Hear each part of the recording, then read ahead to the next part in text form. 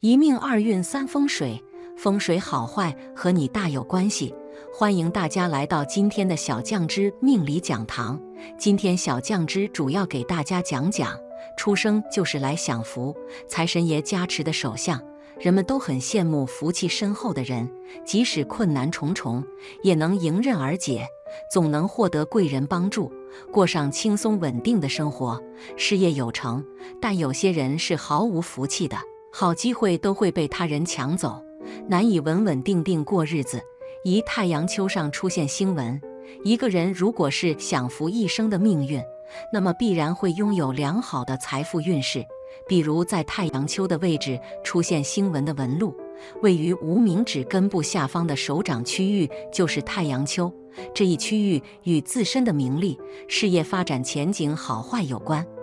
若是太阳丘有着明显的凸起，就意味着命主一生不缺名利，工作中容易遇到贵人，贵人运势极好。无论是在生活中还是在事业中，都非常容易获得他人的帮助，可以在遇到困难的时候获得及时的解决方法。二，手中拥有川字纹，川字纹是比较容易看出来的手相，顾名思义，就是一个形似川字的纹路，具体是由生命线、智慧线和感情线形成，这三条线纹互不相交，算是一种比较特殊的手相。拥有这种手相的人往往性格精明，善于思考，懂得用最小的代价去换来最大的利益，很容易凭借自己的能力在工作上取得好的成就，自身的家庭状况也非常的好，不会为自己的生活发愁，更多的是思考人生理想的实现。三，木星丘上出现星纹，如果一个人是吃穿不愁的运势，那么很有可能是木星丘的手相，因为木星丘是主管财运的主要星丘，也就是食指根部下方隆起的部位。如果一个人的木星丘外表丰满，皮肤红润，意味着这个人的财运十分出色，代表拥有极为稳定的财运，无论是正财还是偏财都相当不错。尤其是自己创业的话，会收获到意想不到的成就，会成为该领域的风云人物。四，贵人纹一，在手掌的大拇指根部的内侧这一点位置就是贵人纹，也就是从震宫这个位置到达艮宫，长约5公分。这样的手相是富贵命，一生都不缺少福气的，而且不会缺钱花。如果旁边还有几个这样小纹路，就说明贵人运特别的好，容易遇到贵人的帮助，事业上也容易遇到领导的重视，容易升官司发财。女性有这样的手相是旺夫的特征。五，贵人纹二，还是在贵人纹这个同样的位置，如果成这样一个交叉的形状，很明显的一个叉叉，男性如果有这样的纹路，大部分都能事业有成，事业运特别的旺，而且大部分年轻的时候比较努力，中年后越来越不缺钱花，属于越老越富贵的命运。女生这种纹路也是旺夫的标志，晚年幸福。六，手指如竹笋，手指的形状呈笔直状，看起来也有肉感，但不会露出骨头，有些像竹笋的样子。手指也很修长，手节的位置是很圆润的，这样的手指财运非常的好，一生都有着好的财运。这种手相的人，大部分大小时候都是享受着富贵长大的，能依靠长辈带来好运势，事业也会更轻松一些，天生好命运。七，手掌发红有血色，如果手掌的颜色看起来很有血色，红红的样子，都是一生不缺荣华的。这个是要注意的是，如果整个手掌颜色都是红色的，是好命的人；如果只是一小块发红，可能是身体出现了问题，需要及时查清楚原因的。大部分这样的手相都非常的好命，有的享福的会晚一些，所以如果还没有达到你的要求，可能是时间还没有到。八，掌中有黑痣，如果你的手掌中间有一个黑痣，是非常好的一个手相特征，一般情况下都很会理财，能把自己赚来的钱合理利用起来，可以让钱快速再生出钱来，大部分都能凭着自己的努力创造出不错的生活条件，能闯出一番不错的事业。特别是越努力的人，贵人运也会越好。也很容易遇到贵人，能拼出自己的一番事业。9. 掌心手背肉多，手掌心和手背如果肉比较多，且摸起来比较厚实的人将会很有福气，这种手相是最好的，也是最富贵的，说明这一生不用太操劳，有很深厚的福气，并且一生丰衣足食，能享受荣华富贵。有这种手相的人天生就是富贵的命，从生下来开始就充满了贵气，能出生在一个显赫的家庭中，会拥有着比较优渥的成长环境。10. 中指长，中指修长的人福气旺，做事果断，并且很有主张，这类人通常是职场上的强人，做事雷厉风行，丝毫不会犹豫，往往能受到别人的赞誉和敬重，能通过学习和不断的成长，换取一个美好的人生。中指长的人手中掌握着权势，同时也把握着自己人生的主导权，这类人无论是在官场还是在名利场上，都能有着不错的发展机遇，也是被命运眷顾的那一方。大千世界里，有的人总是比较倒霉，而有些人却是幸运的，让人羡慕不已。除了手相，面相也能看出一个人一生的福报。接下来给大家分析非常幸运的有福气面相，大家可仔细看看你是否也是幸运儿。1. 耳高，耳朵也是最能判别一个人运势好坏的部位，看一个人有没有福气，要看他的耳朵。耳朵不但能看出幼年运势、家境好坏、心性好坏、教育水平，更能借此预言未来能否能获取功名利禄，享用荣华富贵。耳朵位置高的人天生聪颖，学习才能强，读书成果优秀，擅长沟通，是胜利人士的模范，能具有名声和威望，是幸运儿之中的佼佼者。2. 天庭饱满，天庭就是人们常说的额头，但如果出现额头低窄或是乱纹的情况，这些人毫无福气，一事无成。如果女人额头饱满，代表女人心地善良，重视家庭，持家有道，不仅能够生育高智商的后代，也能把孩子培养得很好，家庭生活幸福美满。如果男人的额头平满，说明男人事业心很强，为了能够成功而拼尽全力，从没想过要放弃，具有很强的奉献精神，朝着目标努力前进。这些人运气一般都不会差到哪里去，而且头脑相当聪明，在自己的努力下也能赚取不少钱，过上富裕生活。3. 眉形弯秀清长，一个人的眉形是很重要的，如果眉毛的形状不好，给人的第一感觉也不好。眉形不能够出现浓浊或者是逆毛的情况，否则不利于自身发展。眉清目秀且弯长的人能给他人好印象，些人不仅性格好，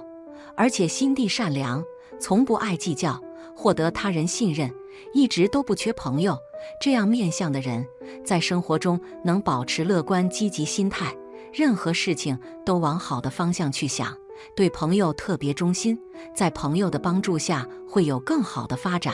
生活越来越富贵。4. 鼻头有肉，鼻头有肉的人命运很不错，一直以来都很受欢迎。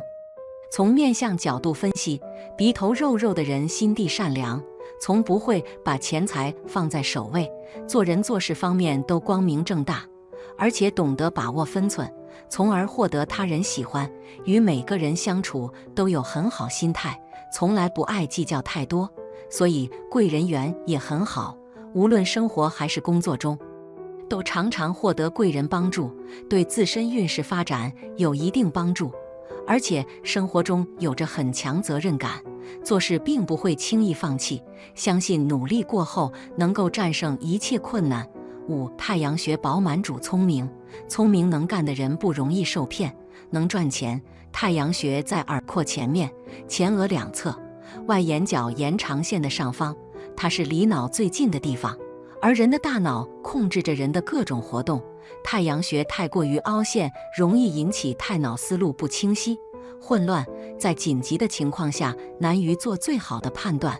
而太阳穴饱满起到了保护作用。这种人脑袋灵活、聪颖，他们容易识别事情的对与错，看准时机，大大出手，一笔生意下来就有好的收成。6. 下巴有肉，心平气和。下巴有肉的做任何事情不一惊一乍，心平气和。而做生意的人应该具备这种素养。所谓和气生财，在与人交往中，心平气和会让你做事情事半功倍。别人找合作伙伴会找一个稳重温和的人，不会找一个毛躁严厉的人。交朋友的时候，人们也会和那些温和的人做朋友。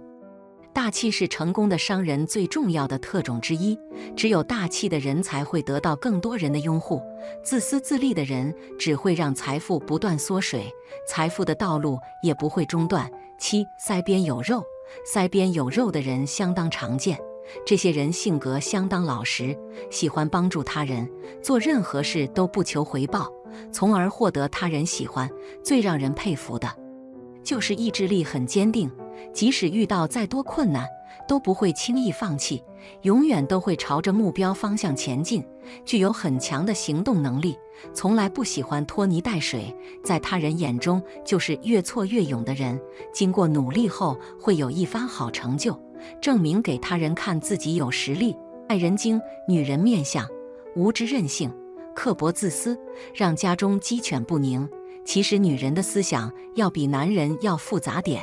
因此女人们会更加谨慎点，但是凡事都有个度，若是过于苛责，那么就会让女人变得尖酸刻薄。这样的女人多是任性、自私的，很有心计的。这样的女人谁敢娶？一天庭窄，眼神带怒，下巴歪。天庭即额头，代表着智慧和心胸；眼睛代表着个人想法，下巴代表着家庭运。这种女人大多出身较为贫寒，性格方面比较自卑，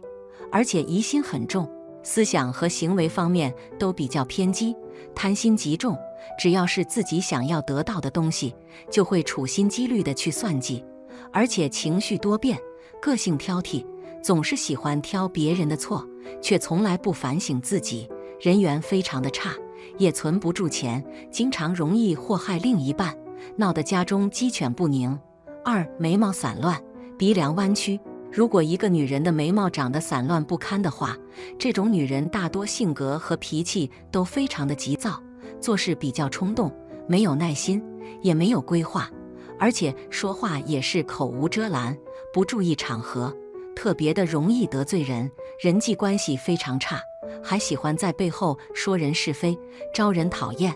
而鼻梁弯曲的话，则性格不稳，情绪多变，内心非常的自我，不懂得考虑别人的感受，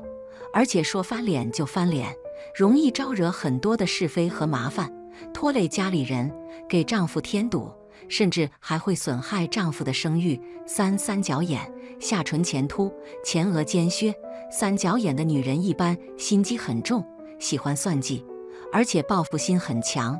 为人尖刻挑剔，喜欢抓着别人的错误不放，还特别的爱记仇。而下唇前凸的话，则个性要强，喜欢争强好胜，内心刻薄自私，还喜欢出口伤人，有着很强的攻击性。前额尖削代表着智慧不全，缺乏思考力，容易冲动，做事往往不顾后果。在婚姻中也是只知道索取，不知道付出，更不懂关心对方，还喜欢再挑对方的刺，只在乎自己的得失。4. 点三白眼，吹火口，鼻梁尖削无肉。三白眼的女人大多心思非常的复杂，喜欢胡思乱想，整天脑子里想的事情特别多，而且疑心重，只相信自己，物质欲特别重，在为人处事方面非常的势利眼，为了自己的利益做事不择手段。而吹火口的女人说话非常刻薄，做事不讲情面，经常是得理不饶人，缺乏包容心。鼻梁尖削无肉的话，内心非常的自我，眼里只有自己，甚至不惜出卖亲人和丈夫的声誉和利益，家庭容易破裂，给另一半带来伤害。5. 卧蚕低暗，牙齿参差不齐。卧蚕部位即是眼睛下方的下眼睑位置，在相学中也称子女宫，代表着一个人的精气神、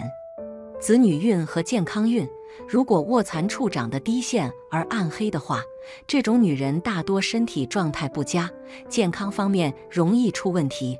而且情绪非常的不稳定，思想压力和生活压力都比较大，做起事来非常盲目。若是再加上牙齿参差不齐的话，这种女人特别的自私自利，行为举止也比较的轻浮放纵，依赖心特别强，容易拖累身边人。6. 斜视眼，法令纹身。如果一个女人总是斜着眼睛看人的话，这种女人大多内心高傲，容易看不起人，非常的势利眼，而且疑心很重，喜欢算计，但智商不高，个性较为急躁，做事没有主见，容易听信别人的谗言，缺乏判断力，做事也比较的拖沓和犹豫，自己受点损失没有什么，还要连累身边人跟着一起吃亏，多是再加上法令纹较深的话，做事特别的任性，听不进别人的劝说，把事情搞砸后还得另一半出来收拾残局，导致另一半破财较多。7. 嘴唇刻薄。一个女人如果说拥有非常饱满的唇形，这是她很懂风情的象征，而且这样的女人是很顾家、很浪漫的，她总是有很多的热情。但是有的女人嘴唇薄薄的，抿成一条线，而且一言不发，这样的女人的嘴唇就是面相学里面克夫的一种征兆。嘴唇很刻薄的女人，一般性格也是很刻薄，非常喜欢找别人的麻烦，而且最喜欢说3道4的。她们对于自己的男人很刻薄，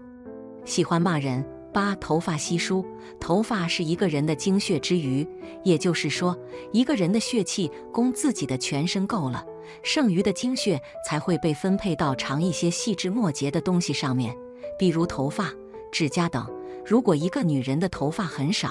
那么这个女人就是有克夫的征兆，因为她自己的气血不足，所以她会不自觉地吸收身边的男人的精血，慢慢的，这个女人身体开始变得越来越好，但是她的男人就会很惨，就会没有什么精神，因为她的精血被吸走了。9. 脸颊凹陷。我们喜欢那些脸颊饱满的女人是有一定道理的，不仅仅是因为脸颊饱满说明这个女人的身体健康，长得漂亮，很年轻，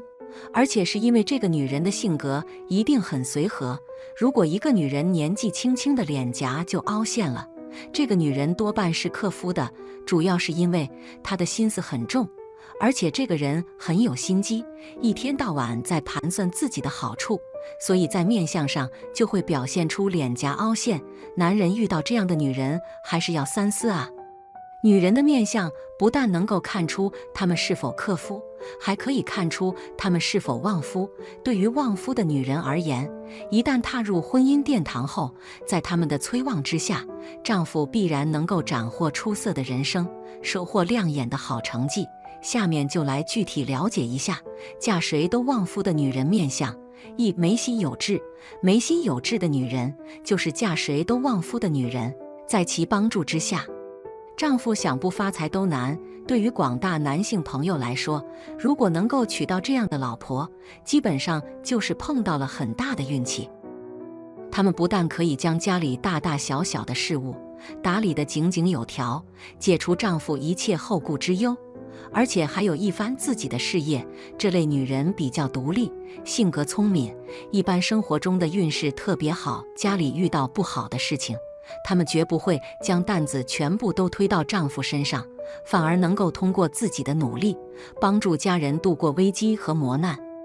而且每当丈夫遇到了生活中或者是职场上的难题，这类女人都可以提供积极高效的建议，帮助其走出低谷，迎来光明美好的未来。所以如果男性拥有一个这样的老婆，务必要好好珍惜。2. 双眉距离大。双眉距离大的女人属于典型的贤妻良母，她们出得厅堂，入得厨房，旺夫旺子旺全家。男性朋友如果能够将这样的女人娶回家，婚后生活必然会幸福美满。这类女人可以围绕着丈夫，在其成功的道路上提供很多帮助。每当丈夫在工作中受了气，或者是遇到了打击，她们必然会温柔鼓励和开导，帮助他们尽快走出阴霾。丈夫如果是加班或者是出差，不管晚上回来得有多晚，这类女人肯定会在锅里为丈夫热好饭菜，还会为他们留一盏灯。在婚姻生活中，每当夫妻俩出现矛盾和摩擦的时候，这类女人绝不会无理取闹、大吵大闹，而是会通过和平沟通的方式解决彼此间的问题，所以家里的氛围将始终和谐又顺畅。孩子在这样的环境中也可以健康茁壮成长。3. 地库丰厚。地库丰厚的女人，她们旺夫运非常强烈，可以助力丈夫少奋斗几十年。如果广大男性朋友可以娶到这样的老婆，那么在婚姻生活中必然可以节节高升，轻而易举得到自己想要的一切。事业上，她们可以拥有旺盛的贵人缘，还可以得到高人的提携与帮助，即便他们能力和魄力一般，也能够在机缘巧合之下坐上领导阶层的位置。财运上，他们可以获取意料之外的财富，比如说买彩票中大奖，或是与人合伙经营副业发了一笔横财等。感情上，夫妻俩生活幸福美满，子息运势旺盛，可以拥有2个及以上的孩子。而且孩子长大之后，可以在自身所处的领域取得突破性的好成绩，从而光耀门楣。健康上，这类男人可以在妻子的催望下健康又长寿。嘴角上扬、嘴唇比较厚的女人能旺夫，拥有这种嘴型的女性特别好看，无论什么时候好像都是在微笑一般。她们性格活泼，内心善良，特别好相处，在婚姻之中不太容易与丈夫吵架，在很多事情上都可以做到退步与忍让。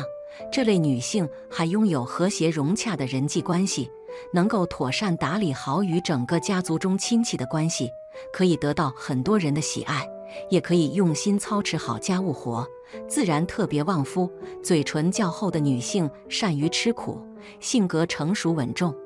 她是努力结婚之后能够扮演好妻子和母亲的角色，绝对不可能一天到晚出去与朋友胡吃海喝，或者是花大价钱购买美容产品等等，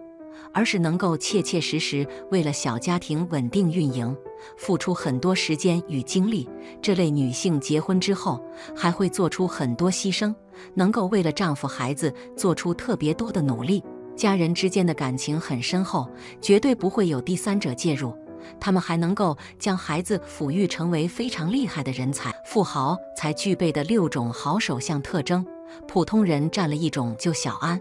，2种是小富，3种是大富。每个人都希望自己尽可能拥有更多的财富，但总是那么一些人，无论怎样努力，都摆脱不了贫穷的困境，终其一生都碌碌无为，事业没有起色，财运平平。有的人会让大师帮自己看相，问自己什么时候才能发财。那么今天来看看富豪才具备的6种好手相特征。1. 智慧线有向上的支线，智慧线末端有支线向上延伸，表示这类人非常有商业头脑，而且有很强的金钱观念，对金钱既眷恋又敏锐，很能利用一切机会招财，常常在不知不觉间赚到很多钱。加上这类人在金钱的使用上非常的节省，因此中年后可以存有一笔财富。2. 男人手中钱财文多，财库多。什么是钱财文？什么是财库？钱财文也称为理财文，是指在小指和无名指中间下面很多细细的斜线，如果这些线比较深且多的话，代表着财旺钱多，一生有花不完的钱。财库则是手中的线互相交错中构成大的四方形或者为三角形，甚至手中形成多个四方形或者三角形，这些形状为财库，代表着财富。所谓的钱财纹也是理财纹，是小拇指与无名指中间的斜线，这些线越深越多，就代表男人的财气比较旺盛，一生能够赚很多财富。而财库就是手中相互交错的线构成的三角形或者四方形，拥有的越多，说明财库越多，这代表着财富。有这种手相的男人，金钱方面很充足，也能够遇到很多好运气，自然而然成为有钱人。3. 手掌厚实且有弹性。手掌厚实且有弹性的男人财运较好，他们的财运事业基础好，爱动脑，肯努力上进，做任何事情都有坚持不懈的精神。因此，无论成就大与小，他们都是有成就的。他们也是大富大贵型，自己有赚钱的本能，同时在求财方面比较容易，因此这辈子都不会缺钱花。有这种手相的男人，在钱财的运气上会比较幸运，容易成为有钱人。这种手相的男人一生的财运都不错，事业上会做好铺垫，平时很勤奋，也知道努力拼搏，遇到了任何事情都坚持不懈。因此，不管他们将来会有大成就还是小成就，总归都是有成就的。他们属于大富大贵的类型，有很强的赚钱能力，赚钱特别简单，不会为了金钱而烦恼。4. 男人财运前申直，在手相中，小指的根部称为水星丘，此处的竖线被称为财运线。财运线是金钱运好坏的重要标志。如果手中的财运线比较伸直有力，甚至有的人是多条伸直的财运线，代表着钱财运好。拥有这种手相的男人会成为有钱人。从手相上面来看，在小拇指的根部有水星丘，这里有一条竖线是财运线，它代表了一个人财运是好还是坏。如果男人的财运线很深很直，或者拥有很多条财运线，说明财运会越来越好，成为富甲一方的人。5. 男人穿字形手相，穿字形的手相，这种手相意指手掌中的3条主线互不相交所形成的。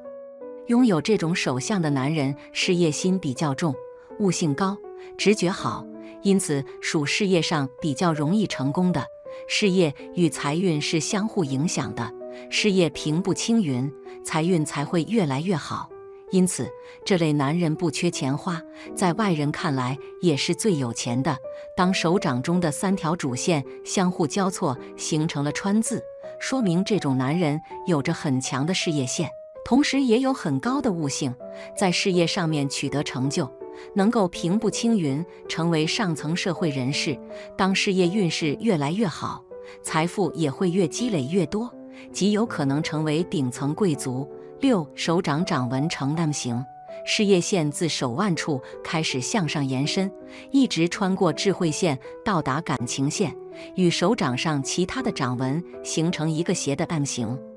有此手相的人有着很强的事业心，拥有远大的目标，会为了自己的理想而努力付出，因此往往不到40岁就能够功成名就，点名利双收。假如拥有这种手相的人，感觉自己不算成功的话，表示自身还不够努力，或是努力的方向不对，只要调整一下自己的心态或者是事业的方向，他日一定能跃升到富翁的行列。7. 水星丘红润而隆起，水星丘位于小指的根部，掌管一个人的财运点、社交与商业头脑。水星丘生的红润且向上隆起的人，不仅在商业方面拥有绝佳的才能，而且财运也相当的好，容易遇到很好的赚钱机会，只要努力肯付出，便能赚得大笔财富。此外，这类人的交际手腕也很棒，应变能力很强，若从事商业经营之类的职业，更容易成功，从而获得丰厚利润。那么什么样的手相注定贫穷呢？一天生长有6个指头。手相学认为，手掌的形态代表弱人的先天运势，手掌天生破相是很不吉祥的预兆。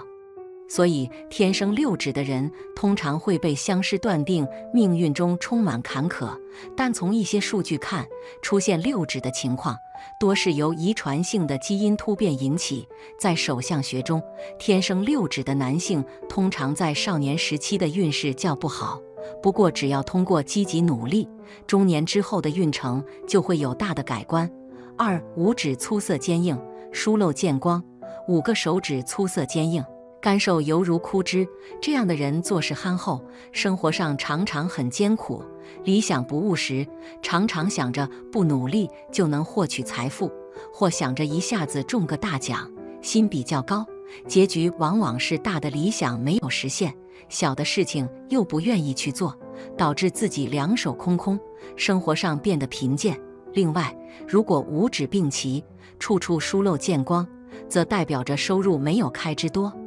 入不敷出，属于月光族，工资月花光，所以他们容易贫贱。3. 手掌平薄，中心凹陷，掌丘是在手掌上突出或隆起的肉垫，称为丘或陵，其形状有点像小山，故命名为丘。掌丘分为木星丘、土星丘、太阳丘、水星丘、金星丘、第一火星丘、第二火星丘等等，各代表着不同的含义。如果这些掌丘平整低陷，分不出来个高低，整个手掌平，该高的部位却低陷，这样的人容易贫贱，一生容易从事基层辛苦类的工作，人生较默默无闻。简单的看法就是，将双手摊开之后，周围有肉，中部向下凹陷，有这样的手相的人还能够获得一些财富。但如果伸开双手，手掌没有一点肉色，中间也是平的，这就是手相学中所说的掌平薄。拥有这种手相的人一生都不会有什么大的财运，整日也是辛苦劳作，到头来还是无法实现财富梦想。手掌瘦削硬薄，平伸出去，掌心平满无凹陷，这样的人先天体质较弱，不能胜任太重的工作，再加上财运较差，生活过得很辛苦，赚到的钱能维持温饱就已不错。4. 手相中的线浅且乱，如果手中的主线乱且浅，手中有很多粗粗细细、短短长长杂线，形成很多不规则的形状，这样的人内心善良，一生操心较多，生活上容易贫贱，即便有财富，也会优先让亲微成员用，自己在生活上则比较节省。5. 掌色不佳，手指柔弱，手掌上长有青筋，看上去十分明显，气色、血色也不是很好，这种人在生活中极易破财，需要特别提防。金星丘暗黄的人，近期可能会有财产流失，痛注意。拇指柔软的人，易因轻信而遭人利用，导致钱财损失。生命线末端呈现流苏型的人，年轻时还有些钱财，但晚年又会散财。事业线呈现出暗灰色的人，性格上有很强的自我意识，待人处事比较自私，很难保住到手的财物。6. 食指过短或者过长，食指较短的人一般都没有强烈的上进心和责任感，个性也较为消极，平时也是得过且过，对待金钱态度淡漠。食指较长的人生性顽强，有强烈的好胜心，如果一个人的食指非常长，在人群中会显出高傲的姿态，经常喜欢出风头，对于他人也常摆出一副颐指气使、财大气粗的样子，这种性格往往使他们留不住金钱。7. 手露青筋，倒纹凸显，个人的手掌中长有多条明显的青筋，而且连续持续3个月以上，就要小心自身的债务问题了。这种情况可能是会使自己的金剑遭受损失。由下往上向中指方向延伸的事业线上有倒纹出现的人，往往会因为工作或事业的失败而欠下累累债务。如果一个人的事业线末尾向后延伸到了指缝，则表明他无论怎么努力奋斗，积攒一生的财物，到最后都会尽付东流。8. 手掌中有烦恼线，所谓烦恼线是指在金星丘拇指根部生命线内侧的部位上出现的横向的细纹，呈放射状伸向手掌。有此手相特征的人，生活过得较为辛苦，经常要为生计操劳，因此心境烦恼。如果烦恼线不超过生命线，表示在烦恼在内心，家庭生活很劳累；如果烦恼线越过了生命线，则表示烦恼由外界而生，在社会上做事很辛苦，生活境况不佳。正所谓富有富的道理，穷有穷的原因。人之所以贫穷，刨去命运与社会因素以外，大都与自身性格有关，要么贪图享受，好逸恶劳，要么恃才傲物，眼高手低，在遇到较大的挫折与考验时，必是难以应对，陷入困境后无力自拔，因此，想要过上好的生活，就必须付出勤奋和努力，用心培养良好的生活技能，再有一颗甘于吃苦的心，假以时日，生活定会有很大的改观。手上出现这4种吉祥的手纹，富贵无疑，早晚必发。很多人都相信可以在手掌中看出每个人的命运，就比如有些掌纹就表示一个人天生就是衣食无忧富贵命。今天在这里就为大家整理出大富贵命掌纹，给大家做一个参考。一多财帛纹，财帛纹也称为钱财纹，是指在小指和无名指中间下方的短小斜线。财帛纹寓意着金钱财物，这些纹线能体现一个人的福禄财运运势。如果这些线比较深且多的话，代表着此人财运旺盛，能享富贵荣华。有这种手相的人，通过偏财获得丰厚的财富收入，生财有道。2五指长短有序，中指稍长。从手相学来看，五指代表一个人的父母、成就、配偶和子女。五指修长，长短有序，间隙合宜的人，各方面各有所得，福泽绵长。有此手相的人，天资聪颖，少时能得家人庇佑，衣食丰足，青年夫妻恩爱，子女缘深厚，一生运势平稳。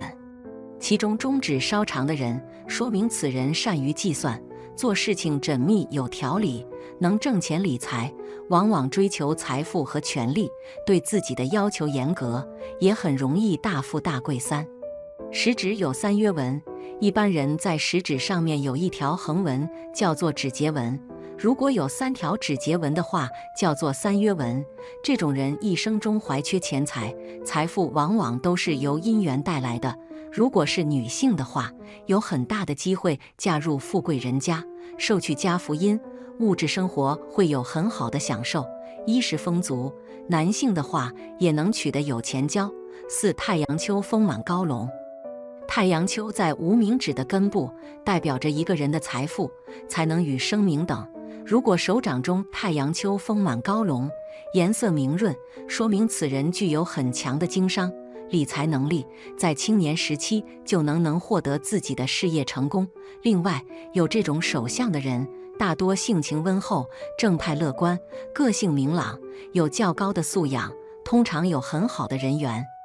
晚年能赢得比较高的社会声望和地位，衣食丰足，家庭幸福美满，属于大富大贵的手相。5木星丘饱满，木星丘位于食指下方，代表人的意志、欲望、地位和权力等，主要反映一个人的信心与权力欲望和物质欲望，同时还反映一个人的进取精神与好胜心的强弱。木星丘饱满明润而富有弹性的人，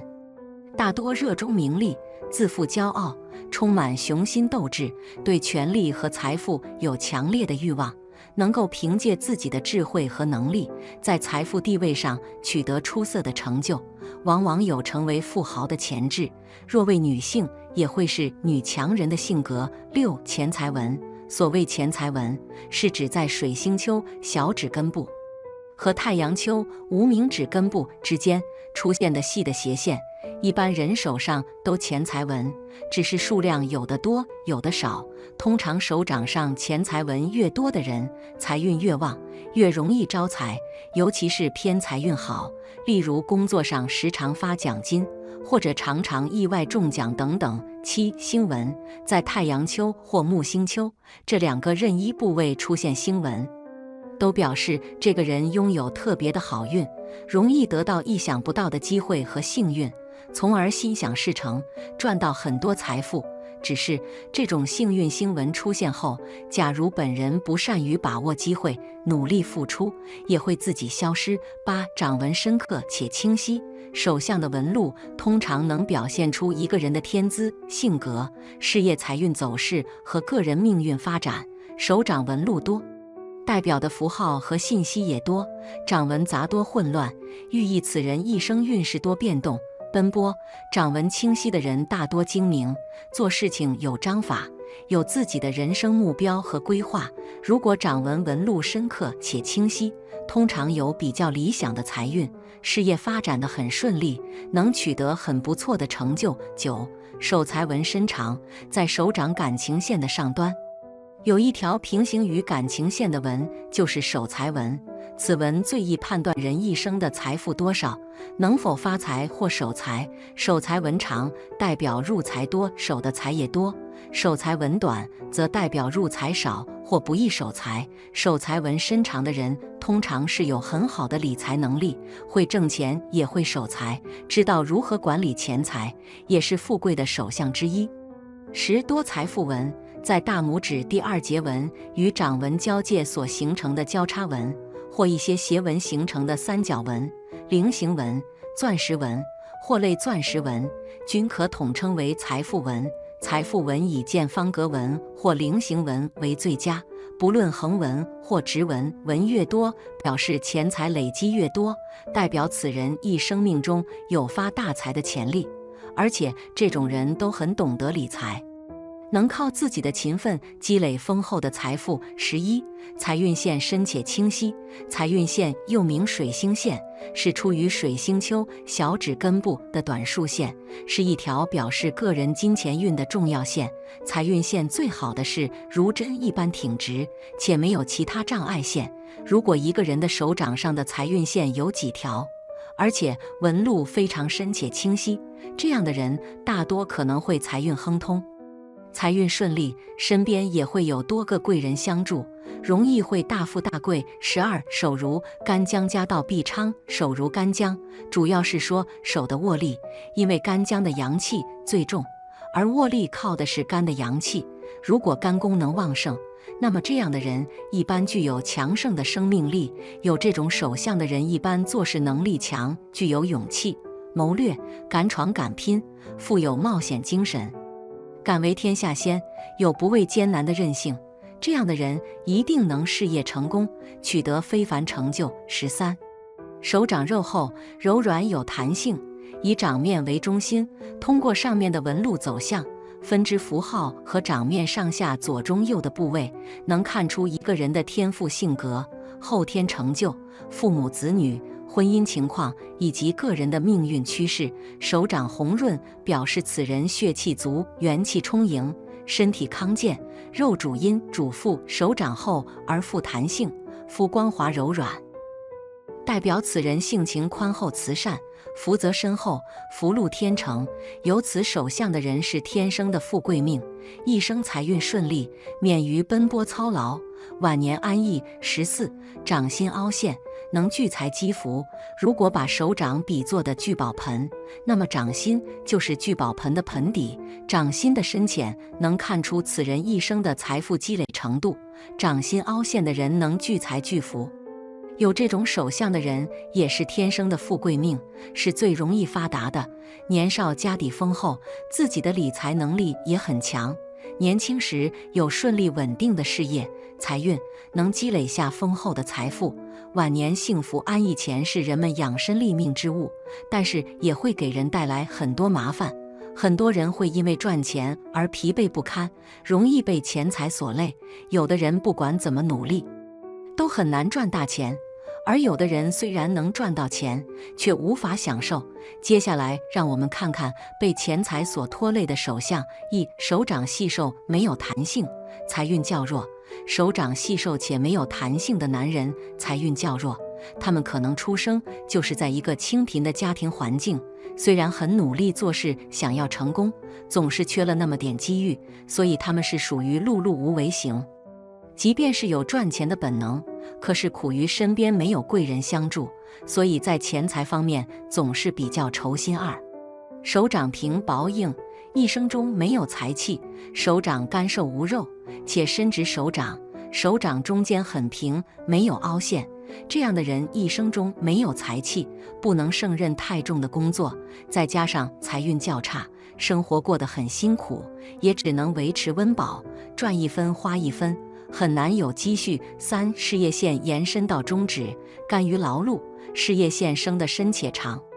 自手腕线起，一直延伸到中指处。这样的人事业心特别强，将自己的工作看得比如什么都重，一辈子忙于事业，甘于劳碌，甚至有可能工作到生命的最后一刻才能停，可以说是至死方修行。4. 事业线长且直，亲力亲为的劳碌命。事业线长直又起于掌底中央的女性，不愁没有收入，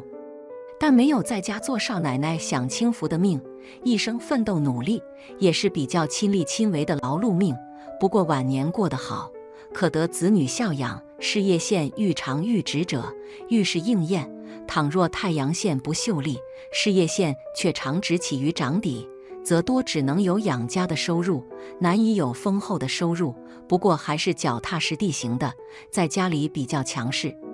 一般是有话事权的人。5. 手掌心无凹陷，花钱如流水。太阳丘位于无名指的根部，是财富的象征。太阳丘隆起的人通常都是很有钱，但假如太阳丘隆起且手掌心无凹陷的话，则代表其人有财无库，虽然赚钱很多，却存不住，财来财去，花钱如流水。6. 事业线起于生命线，难享福福。事业线起于生命线，多数是职业女性。这种手相的女生通常能干又努力，但老公给的帮助不大，难享福福。事业上的成功以及家庭的地位都是靠她自己努力得来的，通常是你给老公福气，因此在家中的地位也是比较高的，越来越有强势的势头。倘若事业线起于生命线下半部时，更是历尽千辛万苦以求功名，是人定胜天的奉行者。事业线起于生命线中段，也是努力者，不过相较之下，是在生活条件 OK 的状况下做努力，这样的努力并预期可以逐渐得到收获，脚踏实地，从不靠运气和侥幸。寿命长的人，相貌通常有什么表现？若你占3个，那恭喜了，谁都希望自己能够长命百岁，但是人都会有生老病死，这是不可避免的。每个人都希望自己的身体健康，所以就会很注重养生，希望自己的身体是个好身体。不过呢，一个人是否长命，从面相大概就能略知一二，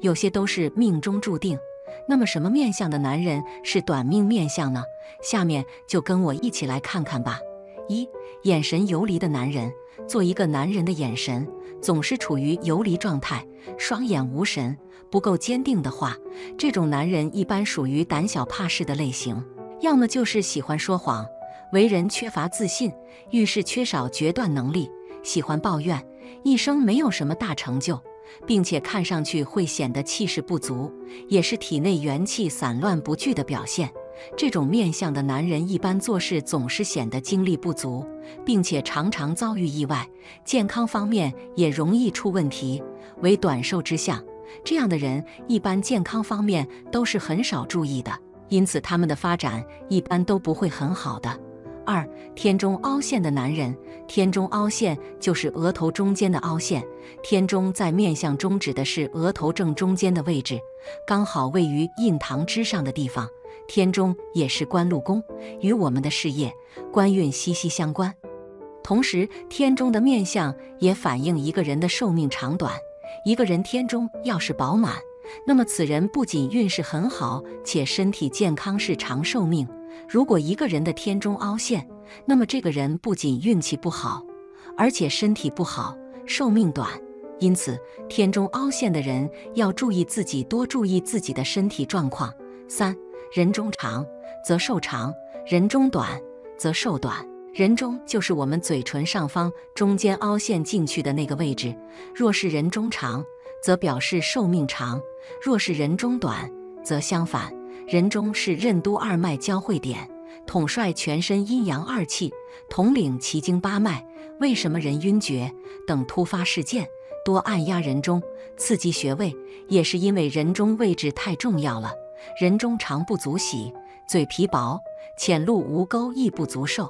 而人中短也不见得短命。人中除嘴唇厚实饱满，无痕无痣无斑，皆主不妨寿元。如果人中断了，有横纹有坑凹，多主短命。4. 印堂凹陷的男人，一个人的印堂饱满有光泽，那么这个人的运势会很不错，且寿元佳，能够长命百岁。但是如果一个人的印堂凹陷或者暗淡、发青发黑，那么这个人就需要注意了，运势会很不好，身体健康容易受损，做事总会事事不顺。如果一旦有此特征，那么凡事一定要多注意，否则就会容易出事。5.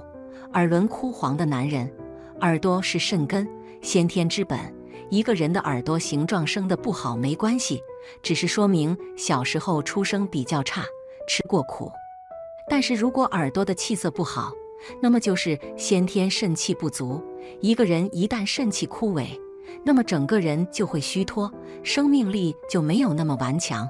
耳朵黑暗枯黄，血不足润，则肾水不能养命，就会缩短寿命。6. 嘴唇不对称、歪斜不正的男人，这种嘴型多，难以享受福禄。嘴巴主60岁后，嘴型歪主下庭破相了。再遇上老婆婆嘴、地包天、吹火嘴、龅牙露齿，都主不长寿。7. 山根断、鼻歪斜的男人，鼻子是男人寿根，鼻子大的性欲强，鼻子歪斜人品不正，事业就更不用说了。鼻子管着中年时运，歪斜不正，如何有发展良好的事业？如果鼻子长得没有气势，山根断裂续接不上，主短命。8.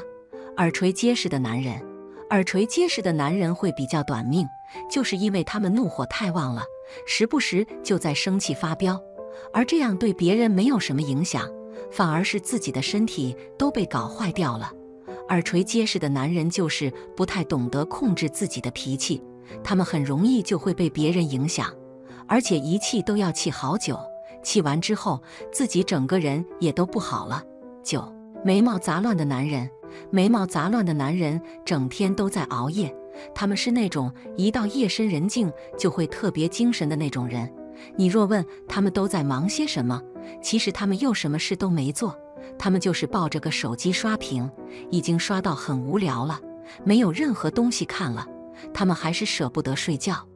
所以这样熬夜会让他们精神越发的不好，也很容易会短命的。10. 眼球外凸的男人，眼球外凸的男人会给自己施加很大的压力，他们太想要让家里人过好的生活了，所以平常自己一点都不敢停歇下来，他们稍微停一下就会特别的心虚，然后又会开始逼着自己行动起来。正是因为如此，他们会忙到心力交瘁，最后或许会颇有成就，但是身体也都被搞坏了。11. 山根有横纹的男人，山根有横纹的男人会短命，是因为他们特别的讳疾忌医，他们是那种身体不舒服也不敢去医院的人，因为他们很害怕结果会不好，他们承受不起那个打击，他们总是会自己在那吓唬自己，所以原先根本不是什么大问题，但是被他们这样一拖再拖，就真的是变得严重起来了。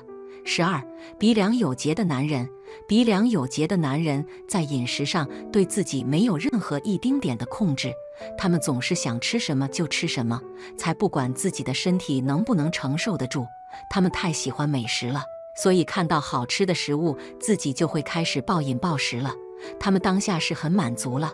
但是过后他们的身体就会因为肥胖出现各种问题，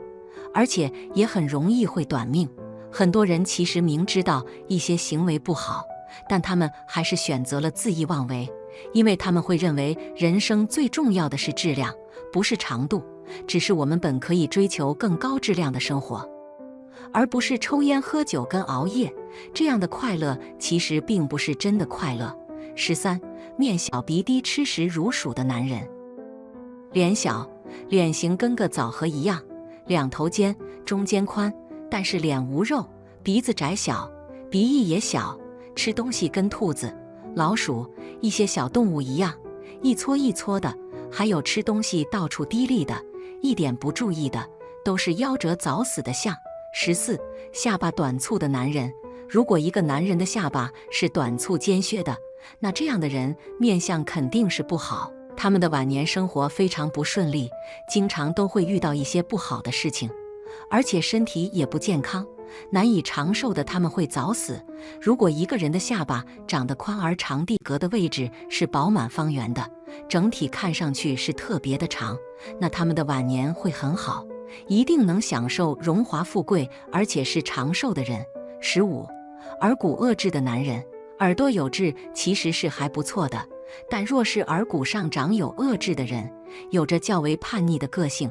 凡事都不会循规蹈矩，且脾气急躁，行事冲动，从不考虑后果。因此，这一类人经常会遭遇意外之事，山根部位赤筋划断的人，身体健康状况并不是很好，灾祸连接不断的发生。因此，凡事要特别注意一切，不要粗心，这样才能避免一些不必要的灾难发生。16. 嘴唇呈紫黑色的男人，一个人的嘴唇是很重要的，这个部位一定不能忽略。如果一个人的嘴唇颜色是比较白的，那说明了这个人贫血；唇色过于红润的话也不好，代表的就是上火。而嘴唇呈紫黑色的，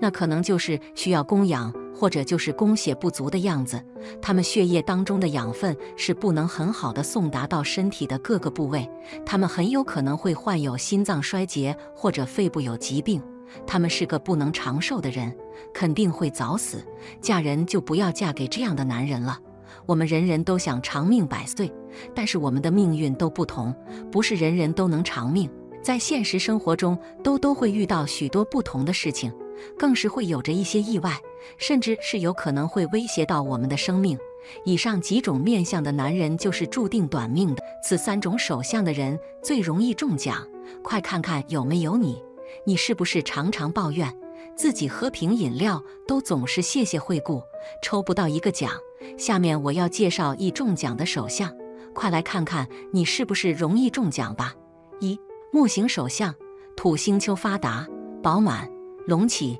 天生有横财命，容易中彩票。一般手型又长又瘦，比如说的纤纤玉手，都是木型的手相。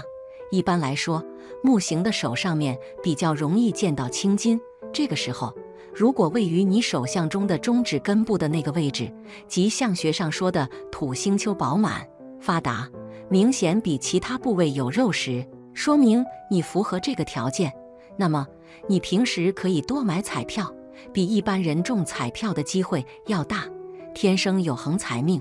2. 水型手相，火星丘多肉，饱满，凸起，也是容易得横财的命。什么样的手属于水型呢？简单来说，手指偏短，整个手型偏圆，手背圆带后，手掌多肉，都是水型手的特点。这种手相，只要火星丘发达，一般财运都比一般人要好，要大，偏财多，横财多。而火星丘有2个位置，一个位于生命线起始位置与拇指根部夹着的那个地方，即我们常说的大概虎口那里，便是其中一个火星丘。另外一个火星丘位于水星丘和月丘之间，可看图中。因此，水型的手相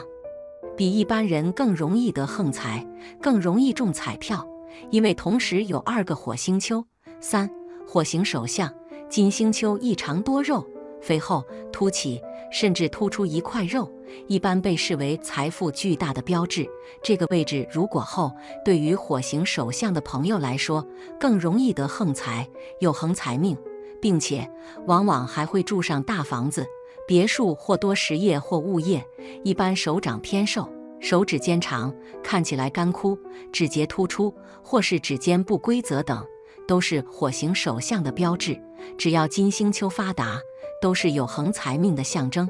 而金星丘位于大拇指根部处。4. 金型手相，木星丘长得结实，多肉，隆起，占据了整个食指根部，那么就是有横财的手相。其实金型的手相比较容易判断，一般手型偏方，肉偏结实，不论是背还是手心，按下去都是硬硬的，一般就是金型的手相。而且金型的手相，手指顶端都比较平，而木星丘的位置便是食指根部那个地方。5. 土型手相，水星丘发达，饱满，凸起，也是有横财的命。相对于上面这4种手相，土型的手相不是那么容易被发现。其实土形手相就是木形与金形的手重叠在一起，因此那种手型偏长但又带方。另外，整个手掌偏厚重结实的就是土形的手，一般手长的又大又长又厚，基本上可以说是土形的手相。而水星丘位于小指根部处。6. 掌丘饱满红润，在手相学中，往往大家伸开手掌会看见手掌接近手指的区域会突出几个肉包，这个肉包便称为掌丘。掌丘就像几个在手掌上的小山丘一样，因此得名。如果大家发现自己的掌丘位置十分饱满，并且颜色略带红润，那这便是容易中大奖的长相了。因为在手掌上每个掌丘各有自己不同的含义，而如果每个掌丘均饱满红润，则代表此人的整体运势很强，因此中彩票的运气也强于他人，会因为感性因素购买彩票而赢得中奖的好机会。因此，这种手相特征的朋友们要在购买彩票的时候随心所欲一些，反之会增强自己的中奖财运。7. 多条财运线，在手相学中，有一条手纹象征着一个人的财运强弱情况，这条手纹叫做财运线，其位置位于无名指下方出现的数条手纹。如果一个人在无名指下方出现了多条这种竖形手纹，则象征此人的财运情况处于要依靠多方面并驾齐驱发展的状态。因此，依靠大奖从而提升财运的情况也包含在其中。对于有多条财运线的朋友，在购买彩票时，往往要理性与感性相结合的购买，才会取得大奖。因此，既要分析彩票的一些情况，同时在购买时还要加上自己的感性色彩，便会中奖的机会高出很多，也是容易因为中奖而财运丰厚的朋友。8. 手掌上出现不动产线。不动产线是指连接太阳线和事业线的横线，拥有这样手相的人，获得不动产的概率很高，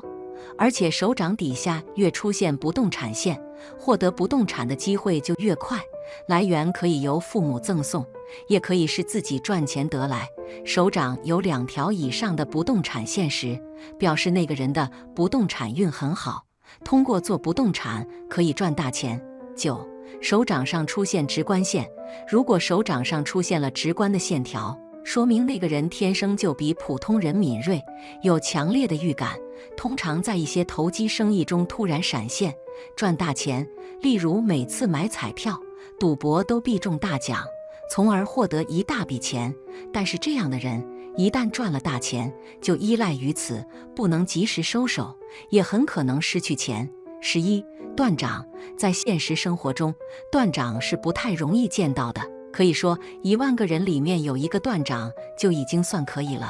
对于有这样手相特点的人，很容易就出现了横财，因为断掌特点的人大多数都会有比较机敏的特点，所以更加容易在一些事情上找到了能够为自己增添了财富的东西，所以这就是为什么他们往往会比一般人更加富有的原因。因此，如果是手掌出现了断掌的人，就不要慌张，因为肯定会有横财的运势在自己的身上。12. 倒纹，发横财的人手掌有倒纹，他们在生活当中一直十分平淡，没有什么大事或者意料之外的事情发生，可是他们的手相决定了他们这一生一定会发上一笔横财，也许是闲来无事买来的一张彩票中奖了，又或者是偶尔的一点小投资突然取得了不错的收益，这都是一定会发生的事。发财不仅仅需要努力，而且还需要好的德性和修养，这就是所谓的中财靠德。13. 手中有手颈线的人，如果是手中有手颈线的人，这样的人财运也会很好的，容易得到横财运的，甚至会有一夜暴富的好机会，真的让人羡慕的。其实手中有手颈线的人，做事方面相当的认真努力的，不容易被他人影响到的，会认真的实现自己的梦想，不管是多难的事情都会认真考虑的，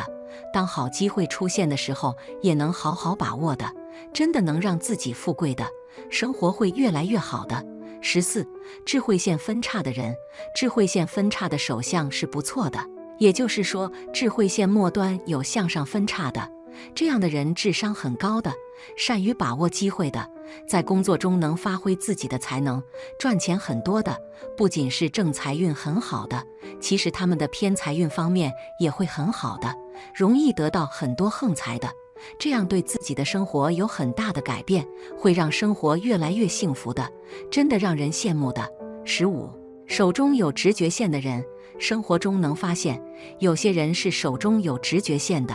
这样的人天生就是很敏感的，有着很强的第六感的，经常都会想到好方法的，在生意方面是会更厉害的，通过自己的努力是能赚到很多钱财的，生活会无忧无虑的，不仅是正财运好，横财运也会很好的，经常都会得到意外之财的，但自己也要懂得收手的，不然会让你后悔的。如果你符合其中一种，先不说有没有横财，一生之中的财运一定颇为理想，财富的积聚与到来都比一般人要好，要多，并且容易有一些偏财或意外之财。当然，这个世界没有不劳而获的事，也不主张不劳而获，该努力的时候，你还是得好好努力去经历，不是总有那么一句话吗？机会总是为有准备的人而留着的，我比较认同。比如运气一时不济的时候，不妨多充实自己，多努力学习，因为一旦机会来了之后，你想再充实自己，再好好学习，已经很难，几乎没有了多余的时间和精力。所以不要羡慕运气好的人，其实有些时候的运气不好，反而可以静下心来做点自己想做或感兴趣的事。脸上这5处发生变化，是佛菩萨在提醒你，福报将近，该积累福报了。人这一生啊，就一堆堆坎坷，每个人的一生都充满着不容易，但是有一点可以确定，人的兴衰福报在脸上都可以看得出来。从一个人的面相中，往往可以看出他的性格、情绪和运势，而没有福气的人，他的面相会出现以下变化：一、鼻子变塌。按照面相中的说法，鼻子太太她的拟人确实没有福气，他们一生中想要在事业上有所成就比较难，而且婚姻也是充满了坎坷，一辈子都会在庸庸碌碌中度过。如果没有贵人的帮助，可能还会生活得很辛苦。在面相当中，鼻子又代表着财库，如果鼻子太塌，几乎没有山根，那么被认为财运不好，就算有积累一定的财富，最后也会泄财，有被骗或者投资失败的可能。鼻子如果太塌，则会影响到颜值，尤其是女人。在如今这个看外貌的社会，人们的颜值如果不是很出挑，在各个方面的竞争力都会缺失，比如面试、升学、择偶的时候，都会失去优先选择的权利。鼻子塌的女人婚姻往往是比较坎坷的，在婚姻关系中是地位比较低的一方，容易被伴侣牵着鼻子走，在受到委屈的时候，也不擅长表达情绪，更不会反抗。长时间如此，在婚姻中的他们逆来顺受，地位越来越低，婚姻自然容易出问题。他鼻子的人之所以命运不好，很多时候是源自对自己外貌的不自信。如果想要改变自己，可以尝试的就是从外貌上来调整，可以适当用技术手段增高鼻子，或者是通过精油按摩、化妆等方式来改善鼻子形状，从外貌焦虑中彻底解脱出来，人也会变得更加自信，就连性格也会得到改变。2、破相。所谓的破相，指的是人的容貌被损坏，出现皮肤的损伤，在视觉效果上给人感觉很突兀，特别是在人的面部五官位置，如果出现了上横，对运势的影响是极为严重的。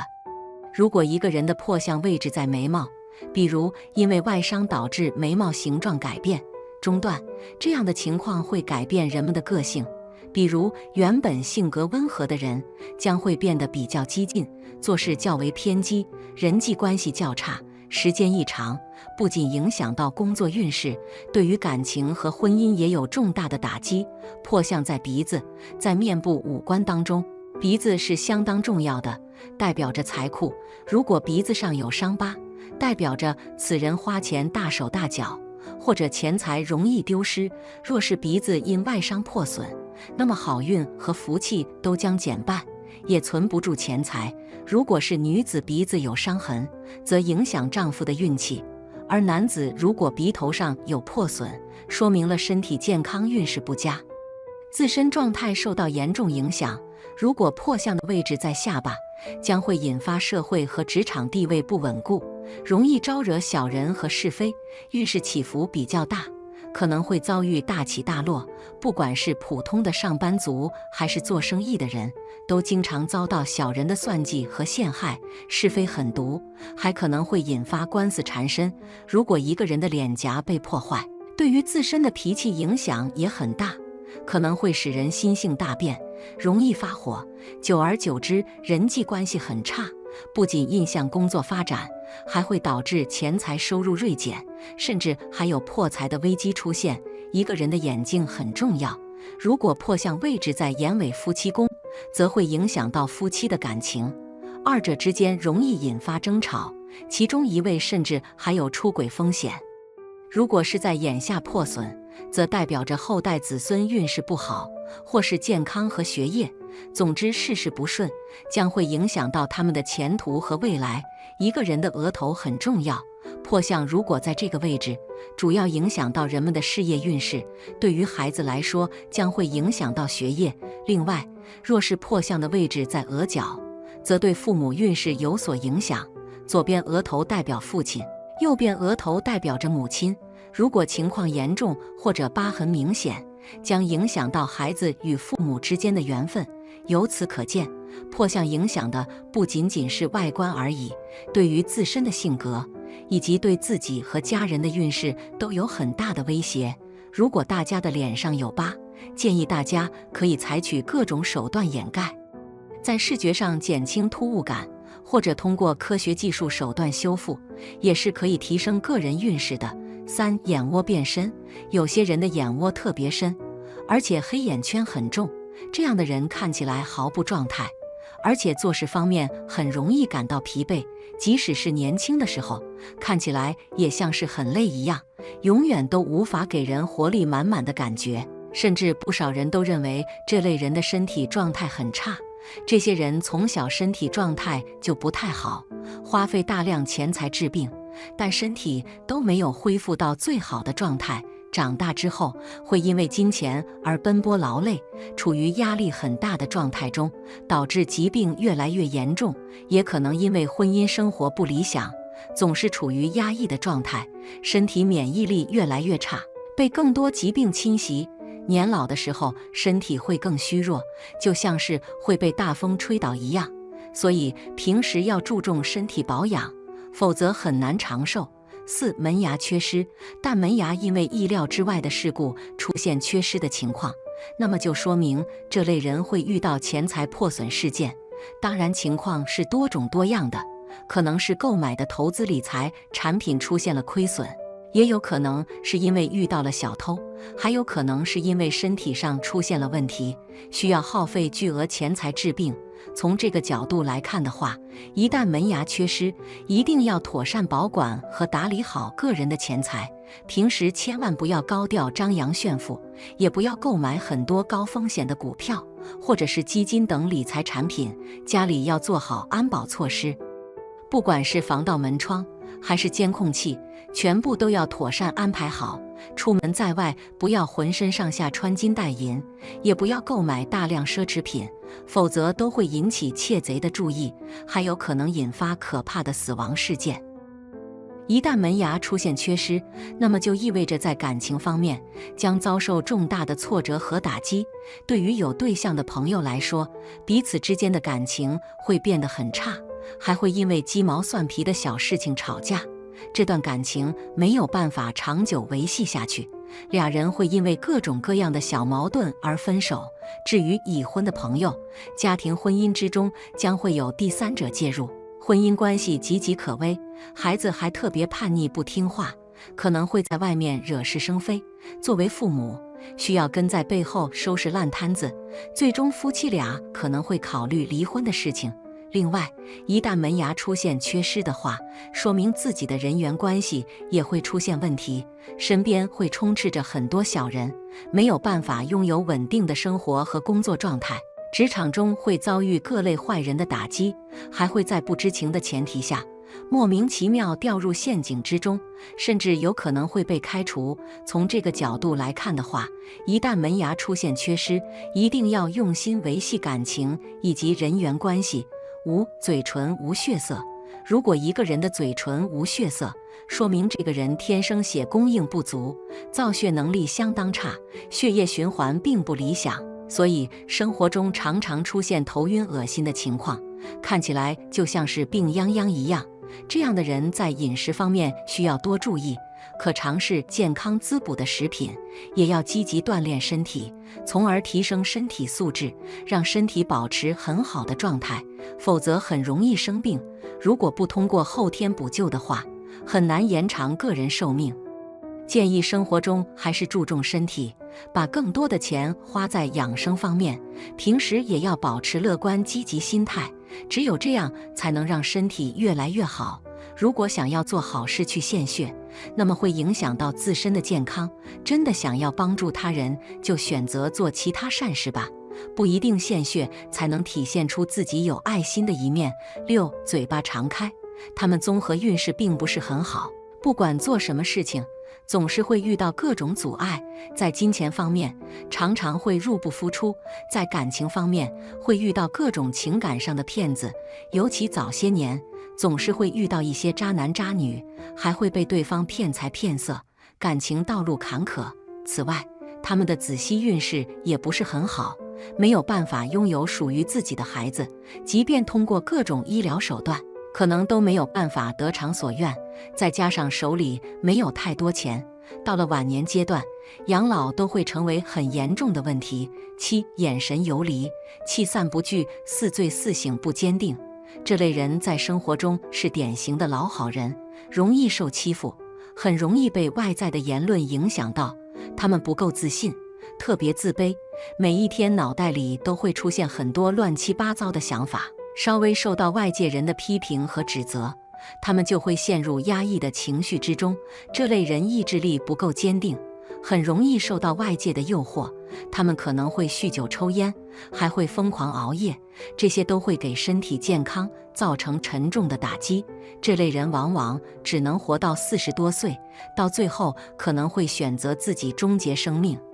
因为他们对于这个世界没有任何留恋。好了，今天的分享到这里就结束了，希望大家能够喜欢，记得给小酱汁点点关注和小铃铛，小酱汁会继续给大家分享更多有趣的命理内容，我们下期再见。